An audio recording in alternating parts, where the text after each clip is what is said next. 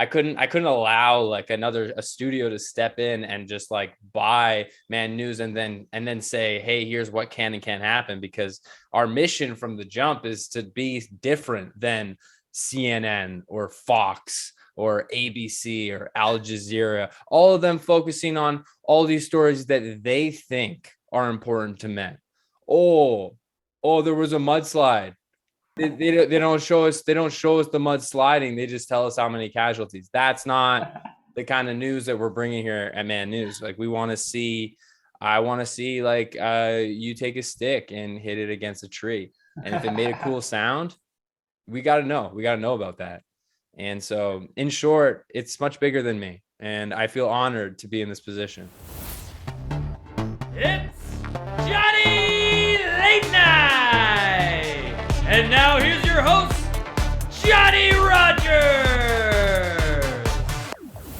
Welcome back, everyone, to episode number 50 of the Johnny Rogers Show. My guest today is a stand-up comedian, actor, improviser, and content creator. Having performed in over 15 countries, his credits include performances at JFL 42, JFL Northwest, and the world-famous Edinburgh International Fringe Festival. In 2019, he was a finalist in the 40th Annual Seattle International Comedy Competition and featured in the 2021 San Francisco Comedy Competition as well. You can also check him out on TikTok and Instagram, where he has amassed more than 1.7 million followers and over 100 million views to boot. Ladies and gentlemen, give it up for my friend and yours, Andrew Packer. I want to ask you right off the top, because everybody like jumped on, not everybody, but most people jumped on putting out stand-up clips. That was like the thing that I saw from comedians the most right at the beginning of the pandemic, was just like, okay, do the Andrew Schulz method and like get those stand-up clips out there and get those going. What was your thought process behind like, I'm gonna do like these like short news segments instead, where you have like this Man News character where you're reacting to specifically? Was it something that you saw that you were like, oh, I can capitalize on this? Or was it just, an interest basically? Yeah, it was more just like a product of doing things a lot. Like, just I was already, like, I set like a standard of how many pieces of content that I was going to start making. And so I just needed to be putting out a lot of different content. And then the Man News was really just born out of just one of my ideas that I was like, what if I did this?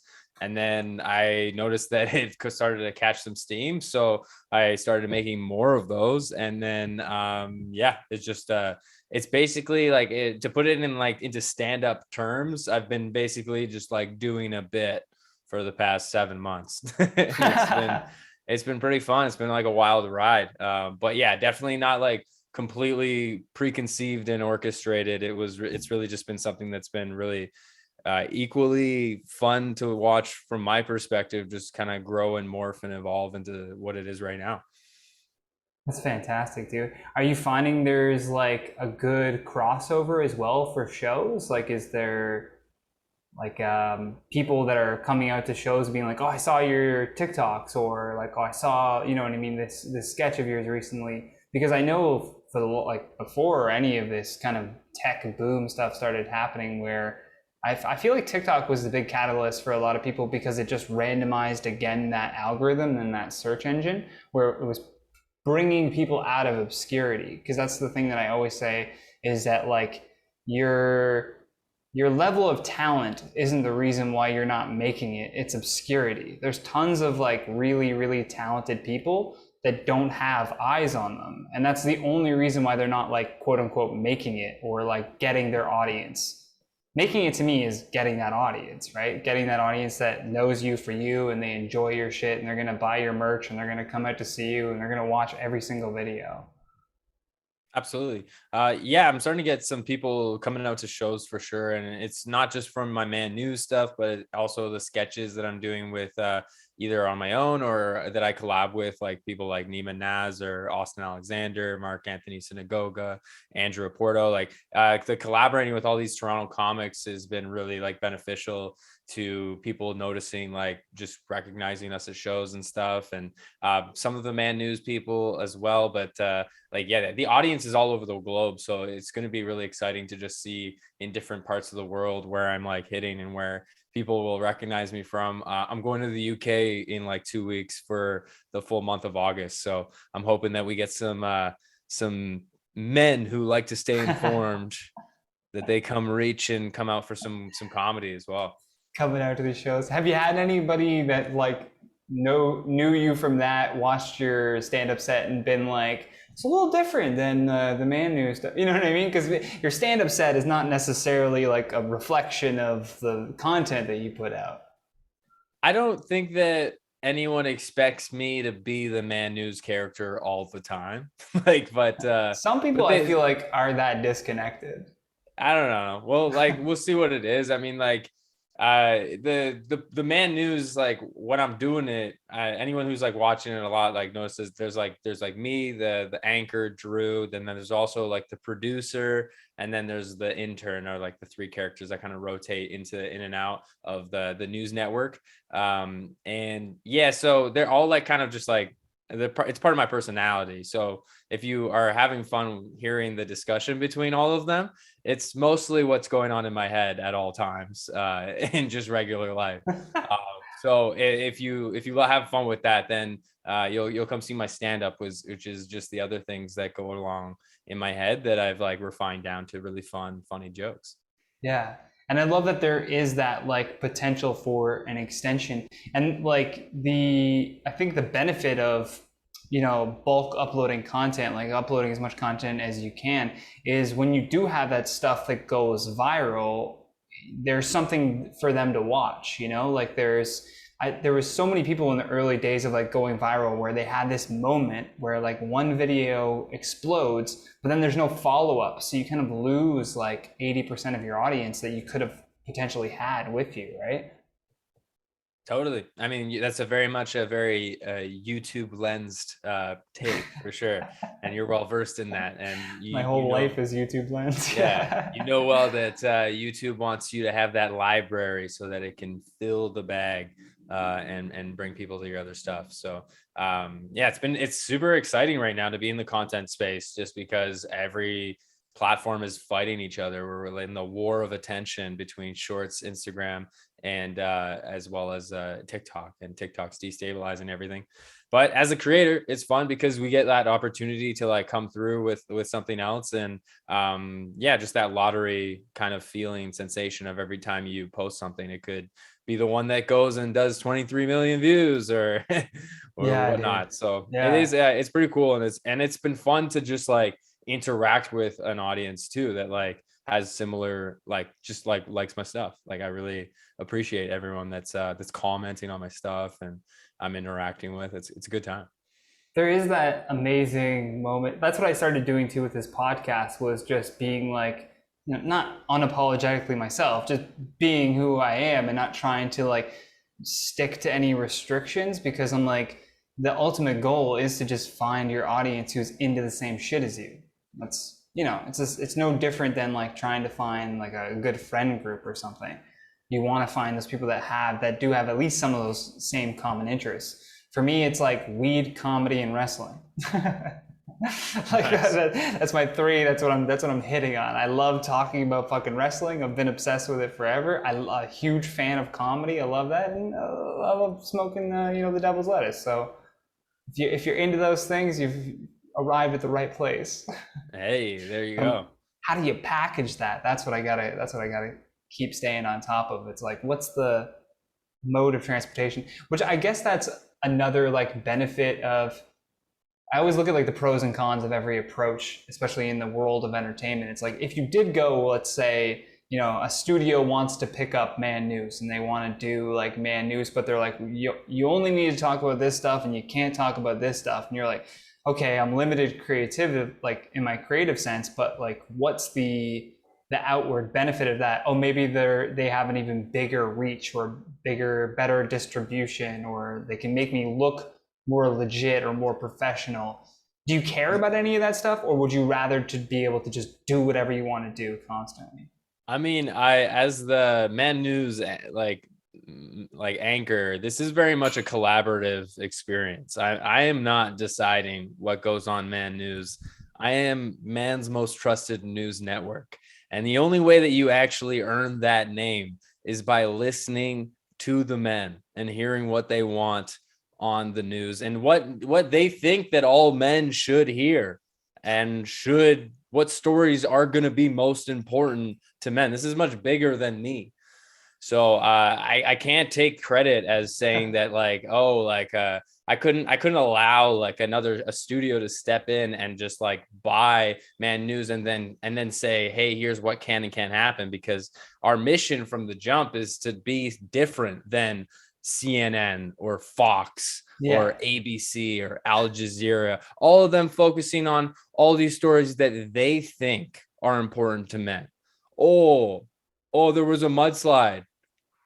Do you think we want to know about that? They don't show us. They don't show us the mud sliding. They just tell us how many casualties. That's not the kind of news that we're bringing here at Man News. Like we want to see. I want to see like you take a stick and hit it against a tree, and if it made a cool sound, we got to know. We got to know about that.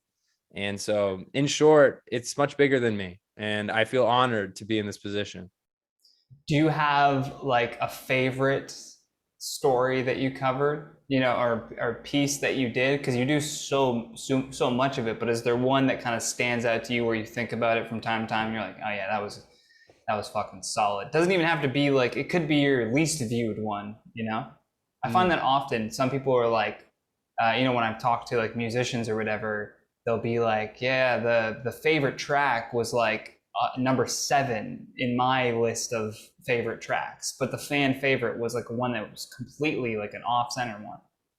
Oh, it happens very often when it's hard to say whether it's the algorithm or the fans that are deciding, but I guess the algorithm's kind of listening to how people are reacting. So, it is what it is. But so often I'll post something, like literally I posted something like 4 days ago that I was like, I almost deleted twice. And then I was like, I'll just add like a voiceover or something and then post it. And then it did like 1.7 million or something like that. And I was like, all right, like, it's just those moments where I'm like, it's bigger than me. It's not up to me. All I have is to promote and push, but, and is to shoot it and report. And, there's one that stands out that like was really fun. I do really like my top clip right now is a good one, which you guys can go check out if you want. It's like pinned on my pages. It's done like 23 million views. But one of the ones that I genuinely find the most like my absolute favorite is this one where it's like a group of like probably 25 to 40 like college students, and they're all rowing in a thunderstorm, and there's one guy standing at the front of the rowing lineup, and like the setting is like the middle of like a college campus. They're not actually in a boat, they're just sitting in a thunderstorm, and there's a dude at the front wearing one of those like rice hats, like charging them forward, and all these dudes are rowing through the thunderstorm, and more dudes are running out into the rain to go join in the rowing of this imaginary boat. And that one just hit me right in the root chakra. I was like, oh, that is man. That is man being man. And one of my favorites. It did quite well too. But if you want to see like all my like the top ones, you can go in the highlights of Man News. It's the top broadcasts on my TikTok. There you go, folks. And I pulled it up there too. It's And Packer, but as always, I always I'll put the links all in the description below of this. But for anyone watching live, first of all, thank you. They probably saw that. I'm like, let me check the live chat as well. Watch now. All right, usually Vuzu. I've got one person in there watching. Hey, what's we up, gotta dude? start somewhere. What's up, one dude? I got one guy named Vuzu who comments on every single thing I do, and I was like, you have no idea, bro, that is keeping me going. Like just that one comment, like, hey, where's the podcast? And I'm like, oh, it's coming, dude, relax. Yeah, so there was a guy for like a good 4 months. This one guy posted on every one of my videos I followed for more Man News. I still think about him sometimes. We need that. We need that support as creators. It's literally what keeps it. Starts as like, family and friends being like, that's so cool that what you're doing, if you're doing stand-up or if you're making videos or whatever. And honestly, like, they might not think very much of it. I know regular people who just have a 9 to 5 job that they're happy and content with, throw away a compliment, but that compliment could keep an artist going for months, or like that piece of motivation could literally, like, what's something that someone said to you where you just like kind of held on to that and used it as like motivation to keep going? Because it's not always, people see the huge follower count and they see the views on the videos, but they didn't see all the shit that you had to trudge through to get to this point, Yeah, absolutely. I think there's we're very lucky to have come up in this era of podcasting. I feel as comedians, especially, like, because throughout the whole journey, we've been able to like listen to conversations of established comics talking about their journeys and learning from that, almost like you would in like a university course or something, learning from like a mentor. So I found that to be like really, really helpful, and something that like we're now seeing the fruits of in this next generation of comic who's coming forth right now. But yeah, I mean, definitely some of the worst things people have said have really helped a lot. Because it's been like, yeah, I'm just gonna prove you wrong. Like people being rude or just I don't know, like just counting you out and not thinking that you have like the potential. I think a lot of people treated me like that at certain points, but a lot of people also were supportive, and you need both. I feel like the ones that are like, either be an asshole or be a really nice person. That's what I'm trying to say. None of this in between shit. You want to motivate the artists in your life, be an absolute douche, or support them. Yeah. Yeah, I hate that middle ground shit. That middle ground bullshit's doing nothing for nobody. Nobody even remembers you. You're not even getting filed in the log, bro. Okay? Be an absolute asshole. And yeah. But mainly be the good person, be the nice person. I have some support systems in my life that I'm very fortunate to have. My fiance, she's been with me through the whole journey of comedy. So that's got to be interesting for her to watch. She's seen you doing open mics, and even before that, and then going into, because you met before you were a comedian, right? Before you like called yourself a stand-up comedian and started actually doing the art. Like, yeah. Does she trip out on that quite often? Like, oh shit, yeah, this is taking off. Well, I think once we get a little bit further in, she'll be like, oh shit, this is taking off. No, but no. By our standards, you're taking off, dude. You know what I mean? Like, yeah. Once I got that I own a house money, then I think we'll be in good shape. But no, on their way for sure. And no, she does. She sees the vision, and she just helps ground me. I mean, you have another set of eyes, right? And when you're experiencing something, it's so easy to just either go extreme and go like, I'm the best of everything, or I'm the worst of it and I have nothing and everything I have is worthless. Like, it's easy to go in those realms because you're viscerally feeling those sensations of going through these experiences, and having somebody that's got like those outside set of eyes that I know has the best intentions for me helps put me in the right, like, grounded mind. So it's been super helpful. I think that a lot of reasons come up for, like, especially in the entertainment industry, that people say like, oh, like relationships won't work, especially for comedy. Like, oh, you're going to be on the road a lot, or like so much. And it's like, I think in my experience, all of those are lies. I think that having people in your life that love and support you only makes you a stronger performer and a stronger artist, and keeps you even more motivated. Like, I've got dreams of like feeding my family with this career, and that's because I have someone that I want to build a family with. So that's one thing that like I attack on the stereotype of what typically is out there when you're talking to like a performer or an artist. I've been, and that's another like reason why like I admire you as well a lot, because I see that, you know what I mean? Like, I've seen that you've been with the same person this whole time and you're still doing the art. And I was like, well, there's, my example right here, right? Like, you're not just doing that for yourself, but like you're showing that it's actually possible, and that you don't need to be this like lone wolf who's talking about like shit and traveling and whatever. Like, it seems like, oh, it's like this fun, idealistic world, this like story that people like to create about like the lone comic who like just travels everywhere by himself and he's a rolling stone and nothing can touch him and nobody can hold him down. But it's like, that gets pretty lonely at some point. You know what I mean? Like, you can't, when you're seeing everyone around you start building this foundation and building these like family moments and then using them in their craft, it's like,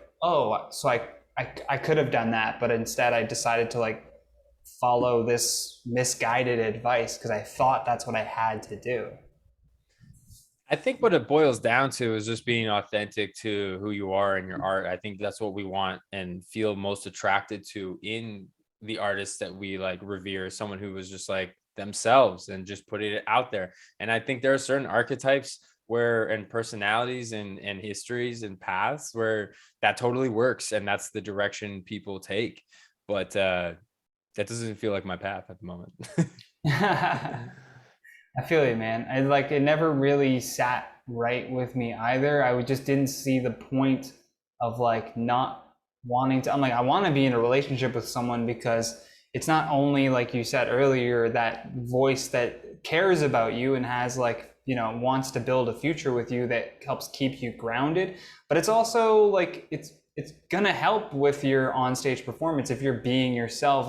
This is how I deal in, not saying you have to mine everything in your life for material, but if that is the goal for us to be on stage and making life funny, one of the most relatable things you can talk about is like problems in a relationship or great things in a relationship or something that your spouse did or you know, something that they didn't do. And I think that like really helps, because for me personally, like the life of an artist is just reflection of life.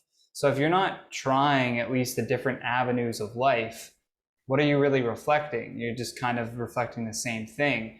You need to be like traveling and making new experiences and like meeting new people and again, going through the struggles of life to create that funniness to yourself. Yeah, totally. I can agree with that for sure. Yeah. I want to ask you too about, because right in, I think it was at the start of the pandemic, you were trapped abroad. You're in like a paradise. What it looked like. What was that like when you're away from Canada completely? Were you in Cambodia?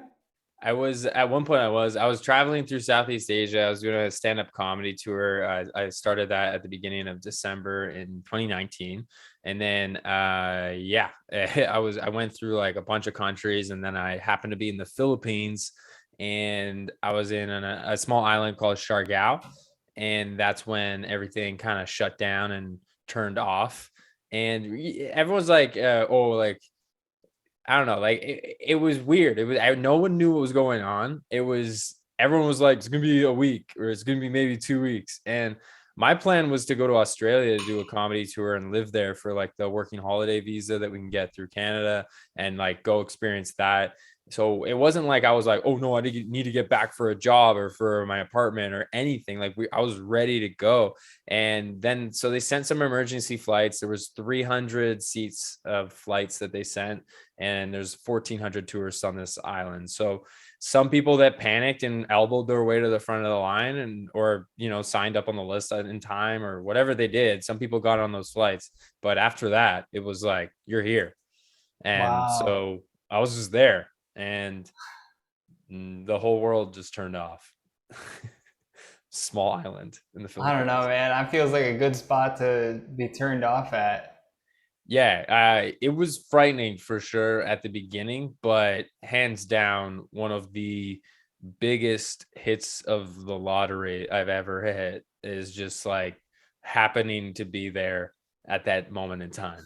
Because it was the dopest part was like I didn't have to get the FOMO of feeling like I wasn't performing because that's like the one caveat that comes with being a stand-up comic is that anytime you take any time off, you're like, oh no, but I'm not like working on my craft, where we feel like we have to do it every night 4 or 5 times or else like someone else is getting ahead of us, and everything kind of stopped. And then I was just like on this island and we just had to live there and you weren't allowed to do much. So I bought like a spear gun. I bought a machete immediately. Wait, back it up.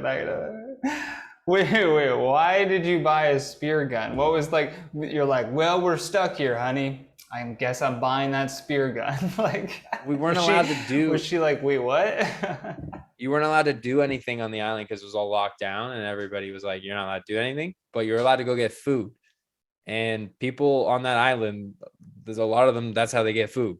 Wow. Is not how I get food. Like I was not that good, but it was super exciting to learn how to do a little bit. And then also the machete was super useful because like I was climbing coconut trees every day, and I learned how to. This local guy taught me how to harvest coconut wine. This is out of like the flower. You basically climb the tree twice a day, and you slowly start bending it over using the palm leaves to bend it over, and then you trim the end of it, and like sap it kind of like drips out the end of it. And it's if you let it sit outside for like more than like 3 hours, it's already alcoholic and you get like drunk off it. It's crazy.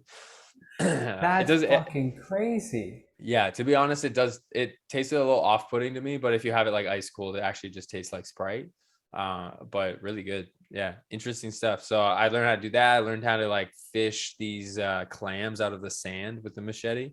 So I would just like, you take the machete during low tide and you go out there and you have to find the right spot, and then you start like noticing what areas to find them in, and then you use the machete to stab the earth. And then the way the machete hits through the sand, you can feel the difference. You start to get a sense of the difference between coral and the difference between like what a shell of a clam feels like. And the second you feel that, then you do like you rotate it around and you shove your hand down and you pull it out. And I was getting to the point where we could like pull like a good like 2 full bags of clams, and like enough for like 5 people to have like a clam pasta dinner. It would only take like an hour and a half sometimes. That's like real life skills, man. That's like stuff that if shit hits the fan, you're like, well, I'll be fine. Maybe I'll hunt for this food. Well, it doesn't really translate to here, in Canada. There's not much clam fishing, but it was really cool to like learn from the locals of like how to do these things, and like you get an experience of a country that you would have never gotten any other way. Like, it was pretty insane. And after like 3 months, we were able to start surfing again because there's no COVID on the island. So I got to learn how to surf for another like 3 months after that. And yeah, it was just like absolutely hands down incredible experience that I can only now start to talk about, because when I first got back, I got back right in time for the second lockdown. And, I got back and I was like, whoa, man, this sucks, man. I was just on an island and everyone else was like, fuck you. I hate you. And so I was like, okay, fair enough. I'm not going to talk about this. Yeah, that was a tough part about the pandemic, was if there was anything positive in your life going on, you probably should just shut the fuck up about that. You know what I mean? Because there was like, it felt that way, at least. It felt like 99% of the people were having a rough go of it. Like people were losing jobs, people were getting sick, losing loved ones. Like it was a horrible time for a lot of people. But me personally, I was like, this is something I've been waiting for forever. Not a global sickness, but an excuse to stay home. You know what I mean? Like just stay home. Don't go anywhere. I'm like, so many days, like I don't, you probably remember like fucking snow days and shit, how great of a feeling that was to like turn on the radio and it was like, school's canceled, there's too much snow on the roads, and you're like, fucking A. And then if there was even more snow, it's like the next day's canceled, and you're like, oh, this just keeps getting better and better and better. It felt like that. It felt like I need to find a way to work from home. Luckily, my job was able to help me work from home. Like I was able to figure out, okay, I can do YouTube from like my bedroom or whatever, as long as I had like the green screen. And I felt like I had it figured out. I was like, all right, this is going to be a smooth sailing pandemic. Can't talk to anyone, can't like see friends or family. That sucks, but this one thing is good, like I was always trying to find like the one thing that was good, and just not think about all of the shit that was happening. Because I think it was too easy you turn on the news and it's just like, the numbers is just like rolling. You're just like, oh my God, like there's more people infected and there's more people, like it kept getting worse and worse and worse. Yeah. The pandemic was shit. And not that we need to keep talking about we it. don't like it sucks, man. Like, yeah, I got right. Like even the second lockdown was like I did not do well with. And as a comedian, it's just super hard because you're like, who am I now? I used to be this person that goes on stage every night, and that's what I was. But now what am I? Yeah. But I would have Mike never Rita put was this having much. that too. You're what? I was talking to Mike Rita right around the second lockdown on the podcast, and he was saying the same thing. Is it was like an identity crisis. He was like, well, who the fuck am I? This is what I do, and I'm being told that I'm not allowed to do that anymore. And I was like, it's kind of one of the big like red flags to like maybe don't put all of your eggs in the stand-up basket. You know, like, yes, you need to be dedicated to it, but you also need to have like other shit going on in your life so that if that thing gets taken away, you're not just completely devastated. You're like, all right, I'll set that on the shelf and I'll get back to it as soon as I can get back to it. But at least I have this other stuff that I can keep my mind preoccupied with. Hey everybody, Johnny here. Just want to take a quick second to thank our newest Patreon subscriber, CLB. I appreciate your support, and because you are subscribed to the show for just $1 a month, you're getting this episode before anyone else. If you want to be cool like CLB, head to patreon.com/TheJohnnyRogers and join in on the fun. All right, now back to the episode. Yeah, and I never imagined stand-up getting taken away because it always just seemed like something that like I was always in my head. I was like, this will never not be a thing. And then bad wake-up call. And then I would have never put this much time into social media and TikTok and making sketches and other comedic forms and mediums if it weren't for the pandemic. So you got to find your silver lining. And nobody wants the pandemic to have happened, but it did. And I don't know, you gotta just make it work. You also started like a stand-up show where you were at there as well, didn't you? You did, like, was it a bunch of just people who had never done stand-up before? What was that like?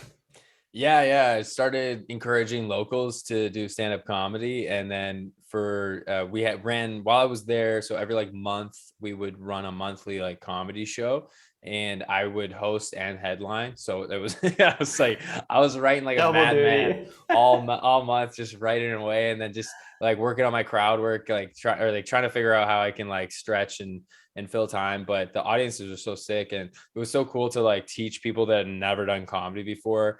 Not like teach them, but just see what their aptitude was and what they thought they wanted to do, and just kind of guide them away from like big pitfalls and common ditches and stuff. But really interesting to watch different people and just like their natural, like, this is what I would say, or this is what I want to talk about, or this is what I think the audience will think is funny.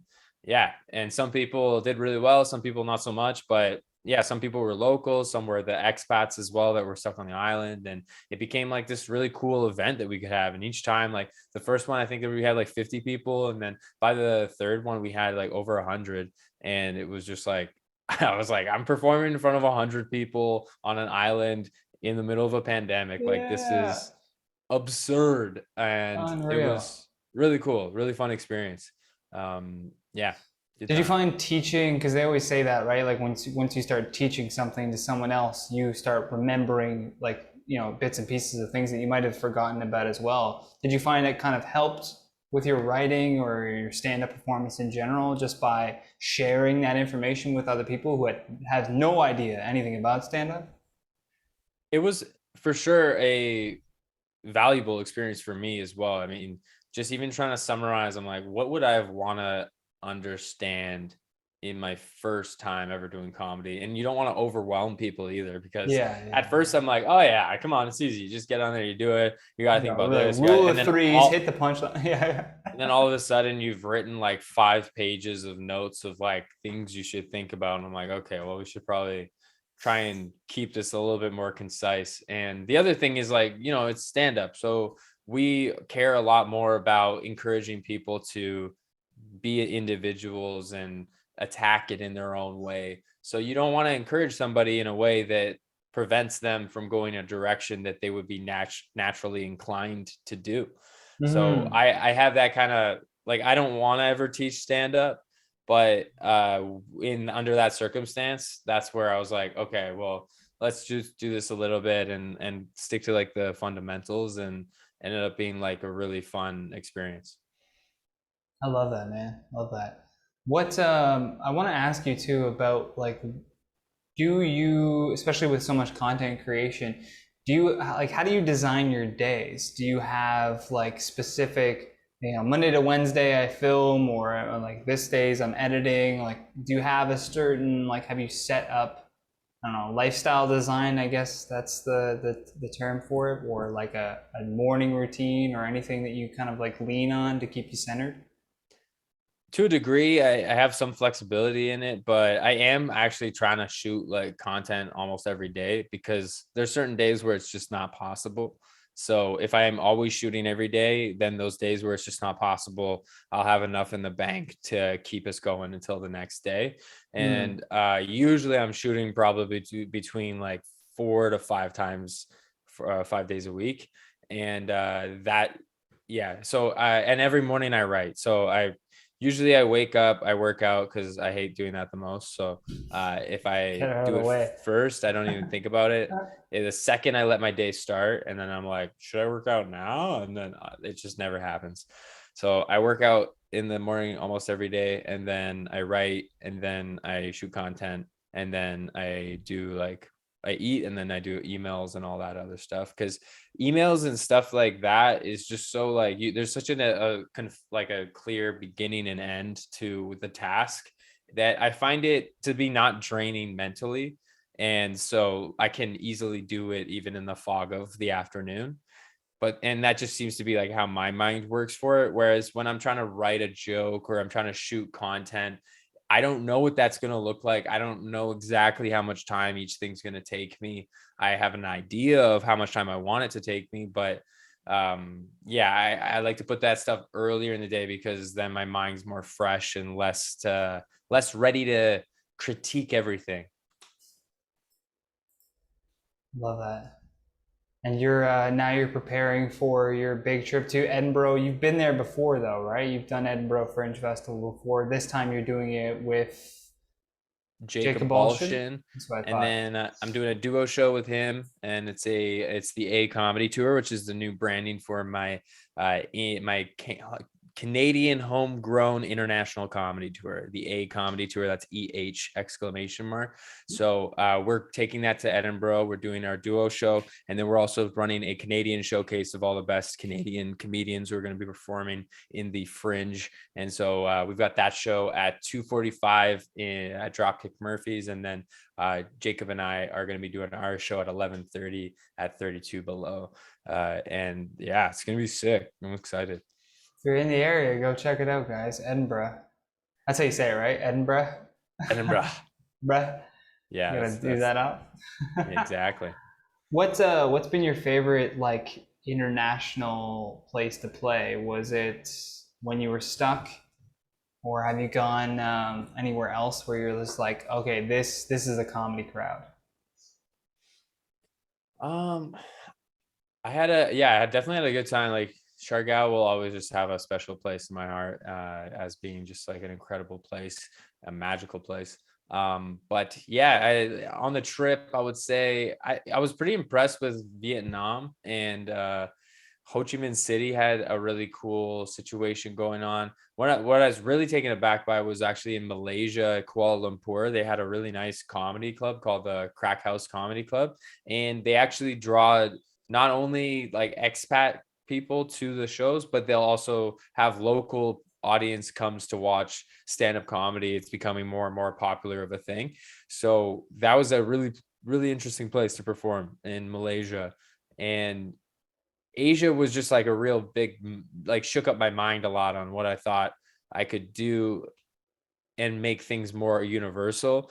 I was a little bit more heavier into like relying on jokes about drugs and weed at that point in my career. And so it made me notice like when you're performing in Malaysia is very Muslim, I believe. Yeah. And then also Singapore is also very like anti-drugs. Hmm. And so both those places, weed is extremely illegal. So if you make a joke about it, it's it's like making a joke, like, I don't know. It's like making a joke about how the other day you murdered somebody. Like you like, you know what I mean? Like it's super illegal, and people will be like, I can't relate to this. Like, is this guy telling the truth right now? This is yeah, like I don't like yeah, because people don't smoke weed in Singapore. If you like weed, you eat like edibles maybe, because if you smoke it, people will rat on you and report you. And there's like this forced integration that happens in all these neighborhoods too. So which is interesting. I can't say if it's good or bad, but they force people of different cultures and different backgrounds to live under a certain standard of like makeup in each like housing community. Okay. So it's forced. So you like, it won't be like just like, oh, that's like Little India or whatever. Yeah, I was gonna say they, there's no subsections. they do have a Little India, but I so that's not a good like reference to say, but like it just means like each culture has to be grouped together, which is interesting because it like the whole point of it I think is to avoid like cultural like just like grievances or battles, or I don't know, because if they're directly your neighbor and if all of your neighbors, you know what I mean, like it's I like the idea of like, oh, you can go to this one area, especially if you're in a foreign place and you're gonna find people that are just like you. But I can see why it would also be beneficial to just, you know, kind of mash everybody together in that sense. Yeah. So it just made for like a place to perform, that a culture to perform in front of, that just makes you reshape the way you think about doing your comedy and forces you to be a little bit more globalized in your thought. And that's what I really love about leaving North America, because it just makes me super hyper aware of how North American we think and how much of a bubble we're in. Like you watch all of our media, man. No, but like with all our media, it's just very focused on like America and Canada, and we don't really see what's going on in the UK so much unless they have a heat wave or something, right? Something big has to pop off in the UK before you start like seeing news about it, which also gives like, I really hate paying attention to a lot of the news too, because they're only touching on like the most extreme moments that they're putting out, right? And it gives you this idea that like, oh, that is that place. Like you see a couple of videos from New York City and you're like, oh, New York City looks like a hellhole where people are just murdering each other in the streets. You're like, no, that's just the news. Yeah, the news doing a horrible job reporting the actual facts that people care about. Once again, we just spend an hour just discrediting mainstream news to push man news. Circle back to, we don't have to. They've been discrediting themselves for eons. That's what we should call this episode. Just call it man news. It's what I mean. I'm on a mission here, and it's a noble mission to keep men informed. And if the byproduct of that is people coming to my stand-up comedy shows for the rest of my life, so be it. I'll take that punishment. I will. That's what it means. I will tour this planet for as long as I live, if I have to. If that means I get to keep the men informed to actual news stories that they want to hear about. I love that. One question that I love asking guests on the show is, if you could make a phone call to 15-year-old Andrew and give him a piece of advice, this doesn't affect our current timeline. He's in a separate timeline. But knowing what you know now, what would you say to him? Start doing stand-up right now. That's what I'd probably say. So I just want to start sooner. But at the same time, I'm not regretful either. So it's weird to go back and tell your 15-year-old self something, because, you know, I have so many experiences from my life before stand-up that I wouldn't have had, and they inform who I am now.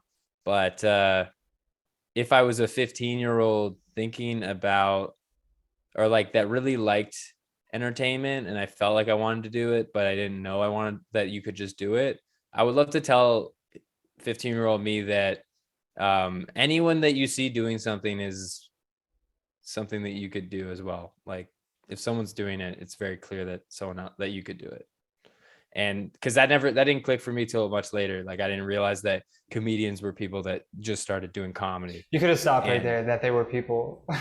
Yeah, I didn't understand that. I thought that they were elected somehow, or I don't know what I thought about it, but I always loved comedy. So I think that's what I would say.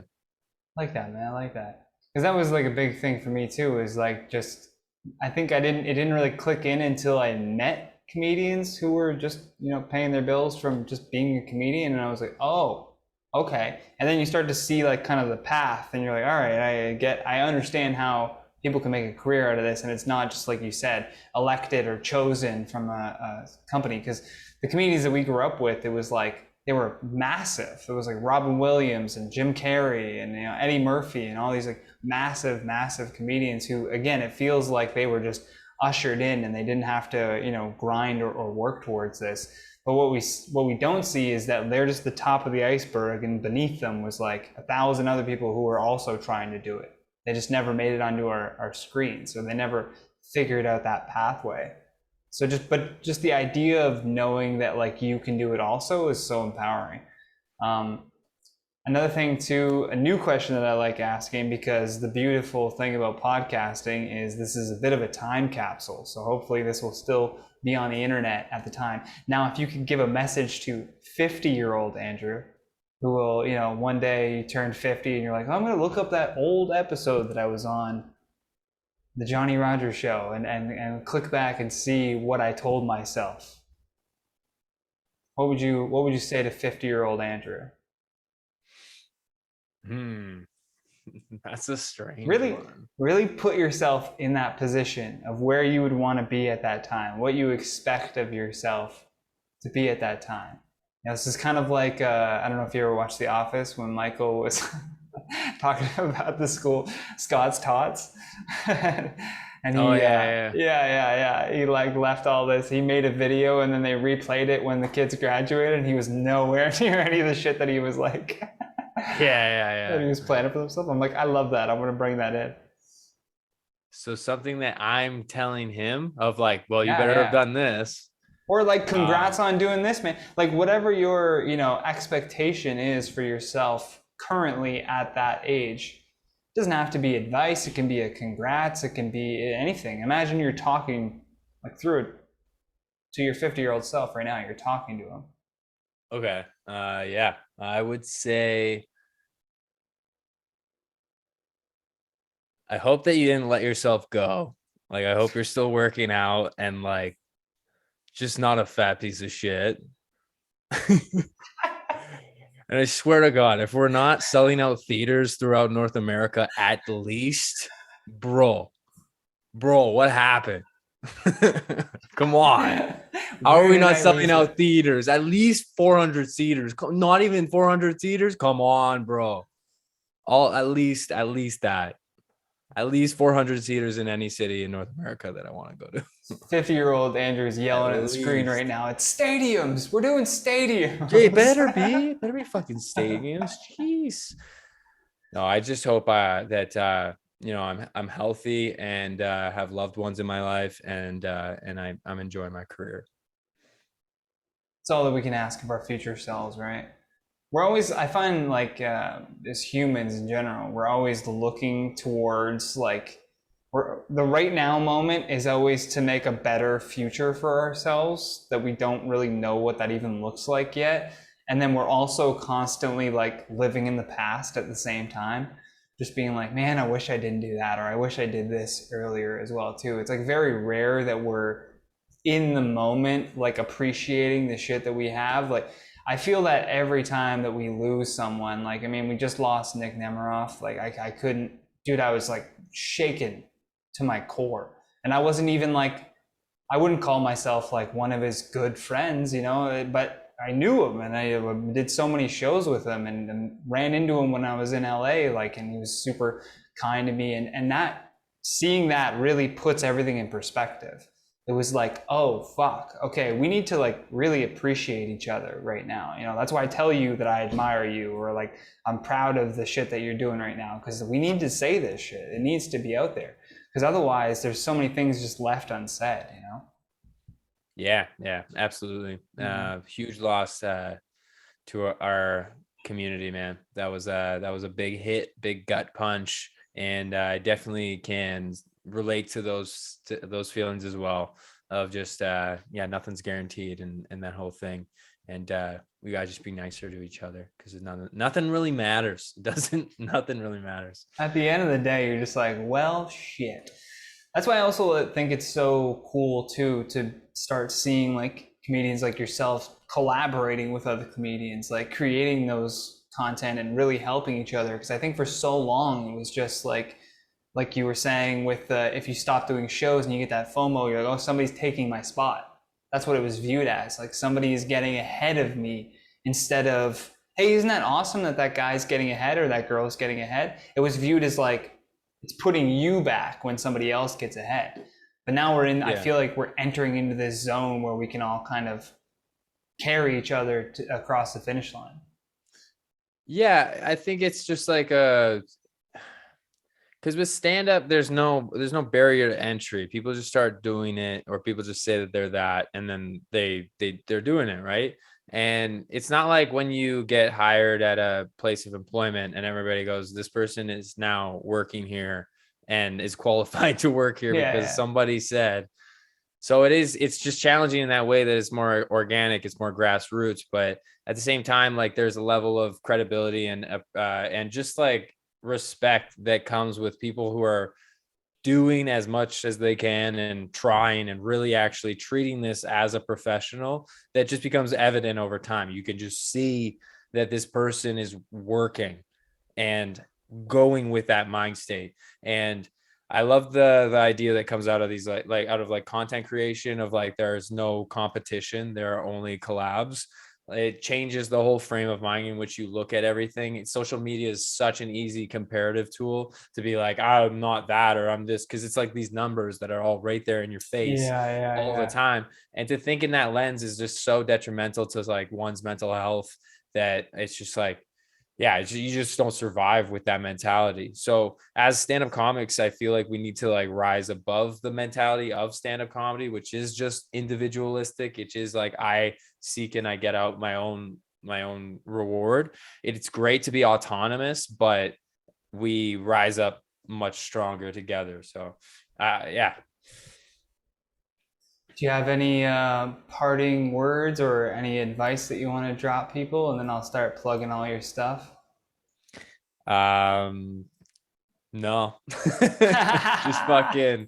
just be nice, I guess. Just be nice, people. Or be an asshole. One of the two. Nothing in between. Maybe we title it that, be nice or be an asshole. No, I like man-dudes. Go to andpacker.com to learn more about Andrew Packer. You can also follow him on Instagram at andpacker, on YouTube at the same, youtube.com/that, andpacker on pretty much everything. TikTok for more man news. Yeah, dude, it was so fun having you on, man. I really appreciate you making the time. I know we had to keep moving this around a whole bunch, but we did it. We did it. Thanks for asking. Appreciate it. Yeah, of course, man. I'll have to hit you up next time I'm in Toronto. I'm just sweltering right now in Ottawa. We were talking about how brutal the weather conditions are here. Because you said you lived here for 4 years for university? Yeah. Look into places before you move to them, people. All right, man. Hope you have a great rest of your night. You too. Thanks. All right, take care. Bye, everybody. You've been listening to The Johnny Rogers Show. New episodes air every Sunday at 7 p.m. Eastern Standard Time.